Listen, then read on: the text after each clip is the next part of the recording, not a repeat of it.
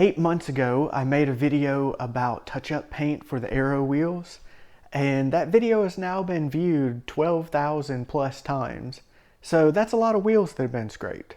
The tires on Teslas just don't stick out far enough to protect the wheel at all. Since I'd rather prevent scratches than repair them, I figured I'd check out some wheel bands and see how they work. These are from Tap Test, and they look similar to what many sellers have. I got them in black, but they're available in a few colors as well. Since the aero wheels are dark and already have a lip where the cover meets the wheel, the black bands actually kind of blend in well, but they'd probably be a little bit more noticeable on the other wheel options. The bands are pretty simple. You just have this plastic channel with a foam adhesive on the back, which sticks onto the outside of the wheel. And this plastic rod snaps into the channel, mostly to add strength and to make the joint seamless, but this is the part that's colored if you get the colored bands. To install, you first clean the wheel really well and then go over it with the included alcohol wipe. Since the temperature today is pretty cool, I'm going to heat the wheel up with a heat gun to help the adhesive stick. From there, you just make sure that you have a clean end on the channel so that it can meet up well, and stick it on.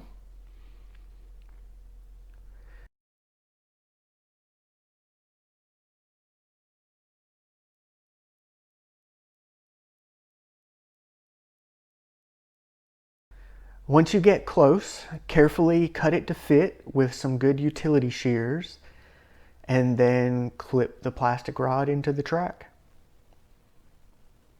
And these will need to be cut to fit also. Now I'm going to see how these hold up against a curb. This wheel already has some scrapes, so I'm willing to risk it for science and for those YouTube views, I guess. So here we go. As you can see, the curb pretty much pushed the band right off and it scraped the wheel.